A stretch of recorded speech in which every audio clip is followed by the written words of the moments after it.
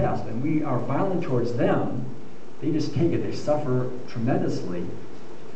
What we have to realize is that our violence toward them always retaliates. That violence always comes back.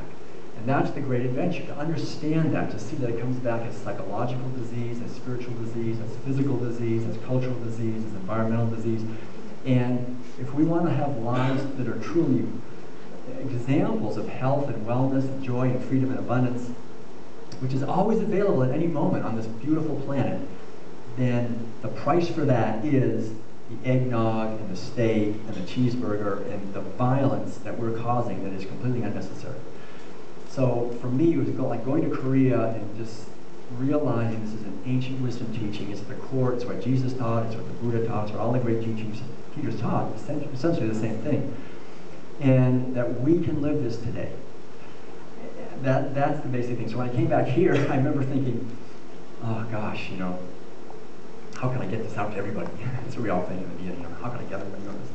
But I remember thinking, I wish somebody would write a book about this, that gives this bigger picture. And finally Madeline said, if you want to read that book, really, you'll have to write it yourself. So I spent 5 years writing the World Peace Diet. And it basically goes into this part I want to just talk briefly about here now. And I guess I can see the time I need to kind of wrap it up. But the inner ramifications of this, essentially, to have a society where we're essentially killing 75 million animals every day for food, you have to inject into everybody who's born into that society a certain type of mentality that they'll support that. They'll actually take up their wallets and vote for it every day. So look at the type of mentality. It's about, I would say, 5 basic characteristics. Number 1 is essentially a mentality of reductionism. We learn, every meal we learn to reduce a being to a thing. We learn to have eyes, that when we see a being, we don't see a being, we see a thing. We disconnect and we reduce. We commodify life. And when we do that to animals, we end up turning ourselves into commodities as well. That's number 1. Number 2 is it's a mentality of exclusion.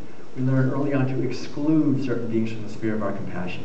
What veganism is essentially, at its core, is its radical inclusion. It's saying I'm going to include all beings within the sphere of my kindness and compassion. And that, I think, is the foundation for a healthy spiritual practice. That we practice inclusion, like we heard in the practice we did earlier with laughing. We're just sending love and compassion and joy out to everyone, even those who are difficult for us. So it's exclusion, it's commodification, reductionism. It's also essentially predation. We're taught that we're essentially predatory because we're given the flesh of animals that are stabbed. Is it any wonder we create these predatory economic systems that are so unequal? We have 1% of the people owning most of all of the products and controlling all the institutions, and actually getting very wealthy off the pharmaceutical, I call it in the World Peace Diet, the meat medical pharmaceutical media complex. This complex that's in place. So to understand that it's essentially teaching us to be predatory, which is the opposite actually of the spiritual orientation. And then it's also essentially a mentality of privilege and elitism, because again, the subtext of every meal is that certain beings are inherently superior and other beings are inherently inferior. Those who are the superior ones just use the inferior ones however they want. So we have this is what every single meal is teaching us. And yet we're trying to create a world where there's less inequality, right? Where there's more equality, where there's more opportunity, where there's more justice, where there's more social justice. How can we ever do that if every meal is teaching us at the deepest, most primordial level, not just teaching it, but we're eating it. We're eating that teaching of if you're born low down, then your interests don't matter. And we just kill, rape, destroy your life, steal your purpose. That's what we're teaching, that's what we're eating, that's what we're